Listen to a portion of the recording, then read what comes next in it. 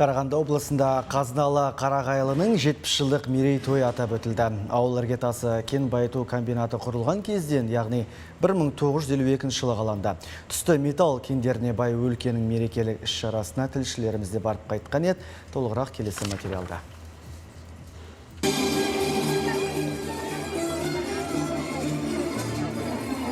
Салтанатты шара Қарағайлының құрылуына еңбегі сіңген өңірдің дамуына үлесін қосқан ардагерлерді құрметтеуден басталды. Кен байыту комбинаты басшылығы аға буынға мерейтойлық медалдар табыстады. Қарағайлы кентінің ардагерлері, зейнеткерлері бар.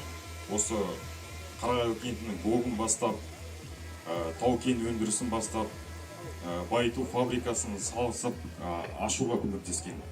Сол кісілерге мың алғысымды білдіргім келеді. Себебі бұл кісілер ашып, осы байыту фабрикасын ашып, тау кен орындарын ашып, біз болашақ жастарға өте үлкен із салып кетті, болашағымызға. Жаңа Қазақстанымызбен бірге біздің де Қарағайлы кентінің іргесі бекіп, бұдан да әдемі, бұдан да сәулетті болат түсетіндігіне біздің сеніміміз мол. КСРО ыдырағаннан кейін тау-кен байыту комбинатының жұмысы тоқтап, қиын қыстау кезеңде ауыл тұрғындар тіпті баспаналарын тастап кеткен. 2003-2006 жылдары Қазақмыс корпорациясы зауытты өз меншігіне алып, ауданның дамуына жаңа тыныс берді. Фабрику подняли нормально, люди зарабатывают.